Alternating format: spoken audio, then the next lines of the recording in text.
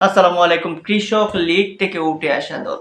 অর্থাৎ কৃষক লীগ থেকে উঠে আসা দল এখন খেলতেছে উয়েফা চ্যাম্পিয়ন্স লিগের ফাইনালে।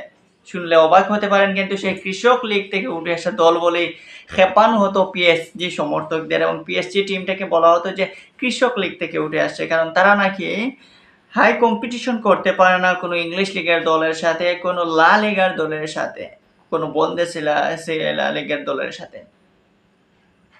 সেই পিএসজি এবার তারা চ্যাম্পিয়ন্স ট্রফির ফাইনালে এসেছে, এবং সেখানে তারা যাদেরকে হারিয়ে এসেছে তাদের কথা যদি শুনেন তাহলে ভাববেন যে আসলেই ওরা কাদেরকে হারিয়েছে।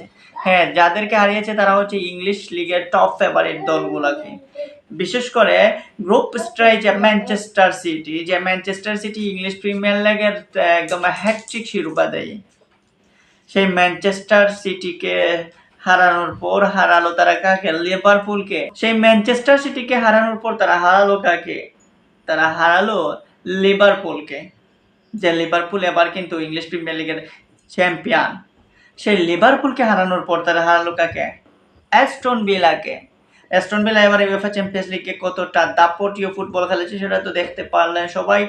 সেটা তো নিশ্চয়ই বলতে পারেন যে অ্যাস্টন ভিলা এবারের টিমটা বা এবার উয়েফা চ্যাম্পিয়ন্স লিগে যে খেলা খেলেছে সেই খেলার আলোকে বলতেই পারেন যে এবারের চ্যাম্পিয়ন্স লিগের অ্যাস্টন ভিলা অন্য লেভেলের একটা টিম।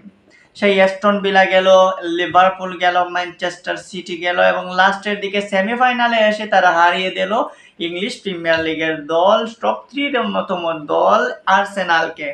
সেই আর্সেনালকে সেমিফাইনালে তারা হারালো। শুধু হারানো বিষয় না, তারা 2 লেগেই হারিয়েছে। আর্সেনালের মাঠে হারালো, লাস্ট পিএসজির মাঠেও হারালো। সো সেই পিএসজি কে আপনি কেমনে ফেভারিট না ভেবে কিভাবে শিরোপাধারী বা না ভেবে থাকতে পারবেন? এই উয়েফা চ্যাম্পিয়ন্স লিগের শিরোপার জন্য পিএসজি কি না করেছে তারা? কাকে রেখে কাকে আনলে কিভাবে কি করলে তারা চ্যাম্পিয়ন হবে সেই পথ তারা খুঁজেছে দীর্ঘদিন।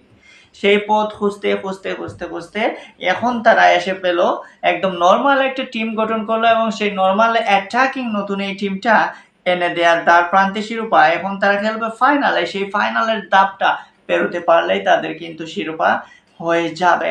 যে উয়েফা যে ইউসিএল কাপের জন্য এত অপেক্ষা, এত যাচাই বাছাই, সেই অপেক্ষা হয়তো ঘুচাবে আবার পিএসজি সমর্থকদের জন্য। তো সেই পিএসজির মাস্টার মাইন্ড কাকে বলবেন? মাস্টার মাইন্ড কি পিএসজির মালিক নাকি পিএসজির কোচ? এই মুহূর্তে যদি বলেন তাহলে পিএসজির মাস্টার মাইন্ড আমি কোচকেই বলবো, কারণ লুইস এনরিকে যে দর্শন দিলেন সেই দর্শনের কারণে কিন্তু বদলে গেল পিএসজি, বদলে গেল টোটাল টিম।